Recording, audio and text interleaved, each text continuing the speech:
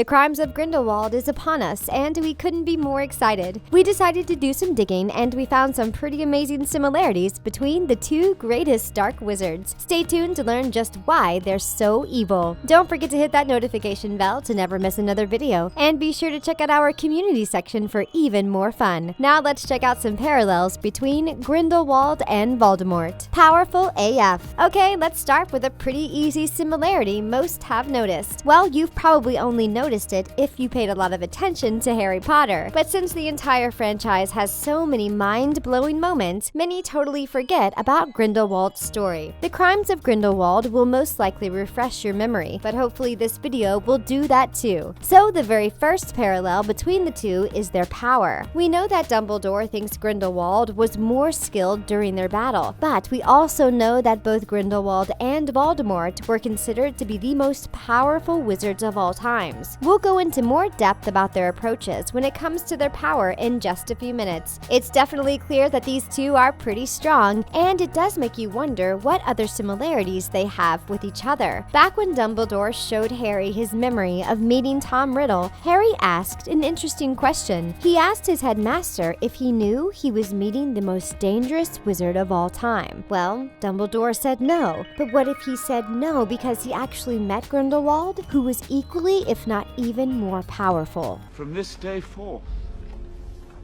you put your faith in me.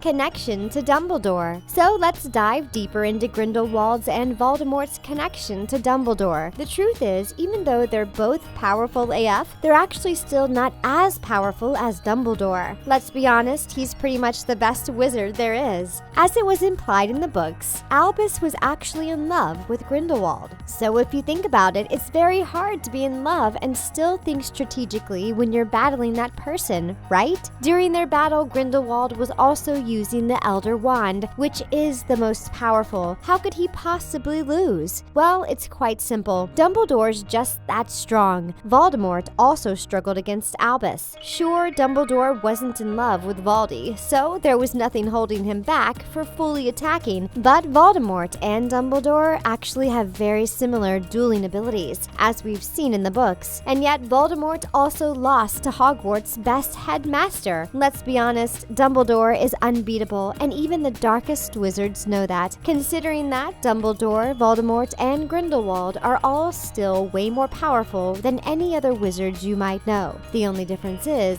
Dumbledore used his powers for good, not evil. Sacred 28. Let's talk about Sacred 28. It's one of those things you won't really learn unless you spend a lot of time on Pottermore. But how could you not when it gives us so much information about the wizarding world? You can find some pretty amazing stuff, like the info about the Sacred 28. This dates back to the 1930s or 1940s, when an anonymous publication shocked the wizarding world. It talked about giving priority to the truly pure blood families. We have seen how some of the dark wizard families feel about non-pure bloods. Well, this behavior dates way back. All of the Sacred 28 members were completely embraced by Voldemort, who would make them his followers. But as it turns out, some of them were also Grindelwald's followers. One of them was Vinda Rosier, and we'll be finding more about her in the Crimes of Grindelwald movie. Although we know Voldemort and Grindelwald are quite different from one another, they're actually still the same. After all, they were both idolized by the same people that thought having pure blood is the way to go. Nicolas Flamel.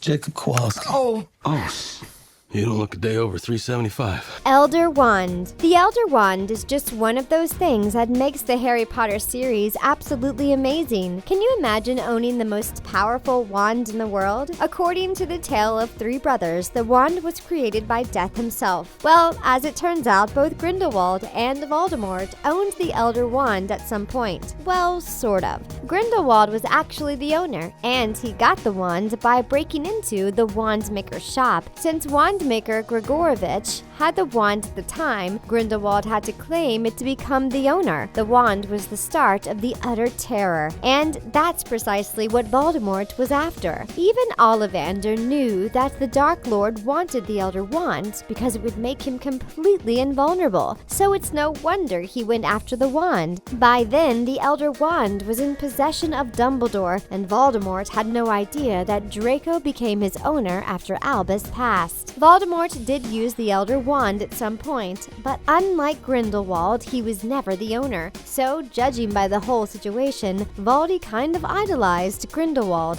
didn't he? Mind games. Isn't it scary just how much they both want to dominate the world? They're both so obsessed with purebloods and the need to cause terror. But Grindelwald and Voldemort had another connection. They both realized they had to use certain mind games and mental powers in order to succeed in their mission. Grindelwald actually held a lot of secret powers, which is exactly why he became so powerful. For example, from the Fantastic Beasts movie, we know that Grindelwald is actually an amazing seer. He can basically see the future, which is definitely coming in handy in many ways. But of course, Grindelwald used a lot of his powers for bad things instead of good things. Being able to predict people's moves is the ultimate way of eventually dominating them. And as we know, Voldemort pretty much wanted to make himself immortal and become powerful in that way. Both of the wizards had a loyal following that basically did everything they asked. It's actually scary just what they are capable of doing, isn't it? On the other hand, Voldemort wasn't really a seer, but he did use other powers to make sure his dominance remained safe.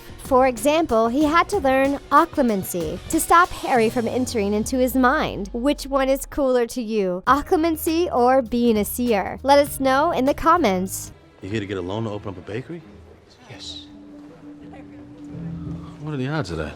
Showing respect. A Reddit user, that was Fred, actually shared a pretty cool theory on another connection between Voldemort and Grindelwald. We know that throughout the Harry Potter series, Voldemort is addressed in all sorts of ways. Death Eaters call him my lord. Harry actually calls him Riddle, and Dumbledore calls him Tom. But there's only one character that called Voldemort by his dark wizard name. Yup, the Reddit user states that Grindelwald is the only one that ever called him Voldemort.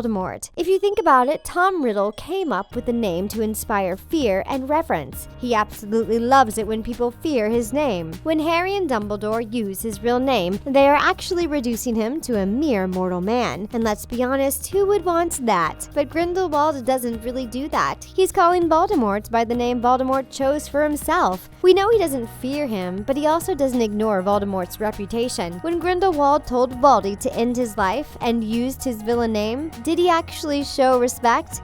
He definitely didn't ignore it like others. Of course, all we got from Grindelwald was one short sentence, but it's pretty cool to look at it from that perspective. Friedans Theory. Reddit user Kickswiz seems to think that there's another secret connection between Grindelwald and Voldemort. The Reddit user explains that Obscurial will play an important part. As we know, Grindelwald found Credence. So what if Grindelwald uses Credence to influence Tom Riddle to continue his work? In the first Fantastic Beasts movie, Grindelwald explained his vision, which talked about a child with immense power. This child wasn't older than 10 years old. We later found out that he was actually referring to Credence. But what if he's actually referring to Tom Riddle, and the child he's referring to hasn't been born yet? The movie takes place in 1926, and that's the year when Tom Riddle was just in the womb. So, he would still fit Grindelwald's prediction of being under 10 years old. Grindelwald also mentioned that this child is in close proximity to Credence's mother. What if he was talking about Credence's biological mother, who was pregnant with Tom Riddle? We know nothing about her, but what if Grindelwald actually talked about Tom Riddle and Tom is actually related to Credence? Now that would be a parallel no one suspected.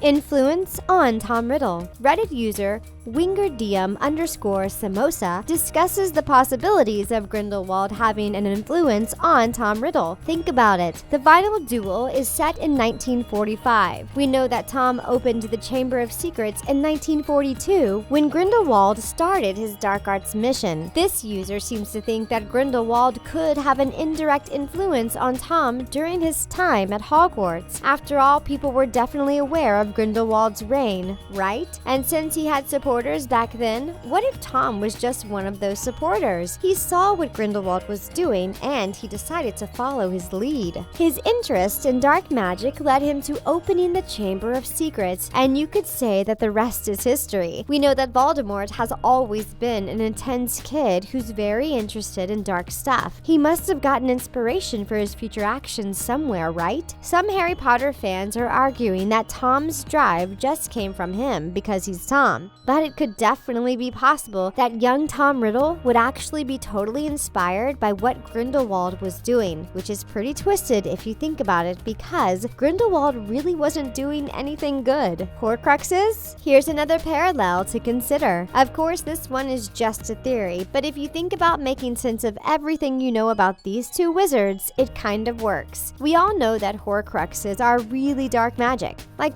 really dark. Splitting your soul into different pieces is definitely not a pleasant experience. There's a reason why people can't even attain information about Horcruxes. But could Grindelwald have created a Horcrux too? We know he was too busy being totally obsessed with Deathly Hallows, but considering all the similarities between Voldemort and Grindelwald, the Horcruxes could definitely be a connection too. Some fans argue that Grindelwald had a slightly more moral code when it came to death, but we have a feeling Grindelwald definitely knew about Horcruxes. After all, he was a powerful wizard. How could he not know what Horcruxes were? Let's not forget his seer abilities. Wouldn't he be able to predict Voldemort's Horcruxes? It was definitely something the eye could have picked up on, and as we know, he was a talented seer. JK Rowling also revealed that Grindelwald was an Occlumens, which means he could definitely see what Voldy was up to. Name it that way, officer.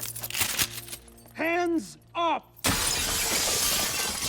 Sociopaths? The subject whether Voldemort was actually a sociopath has been discussed greatly. But is the statement true? Could these powerful dark wizards actually have a lot more in common than we think? Well, it looks like the usual characteristics of a sociopath would mean that Voldemort definitely doesn't fit into that category. Since his crimes are more structured and cold-blooded, he could definitely fit into the description of a psychopath. Grindelwald, on the other hand, could sort of fit the sociopath description, especially since, although he was powerful, his crimes seemed just a bit more erratic and unstructured. The way Grindelwald treats Credence implies his total lack of empathy, and we know that neither Voldemort or Grindelwald were empathetic. Although it's hard to analyze fictional characters, Voldemort and Grindelwald could very easily fit in the sociopathic and psychopathic models, because, let's be honest, you have to be in a certain state of mind to go through anything these two went through. What do you think? Does the evil in both come from a much more complex place, or are they just simply evil and possibly inspired by one another? Let's debate in the comments below. And that's it for our video. Don't forget to subscribe to The Things for more videos like this one. Thanks for watching, and see you next time.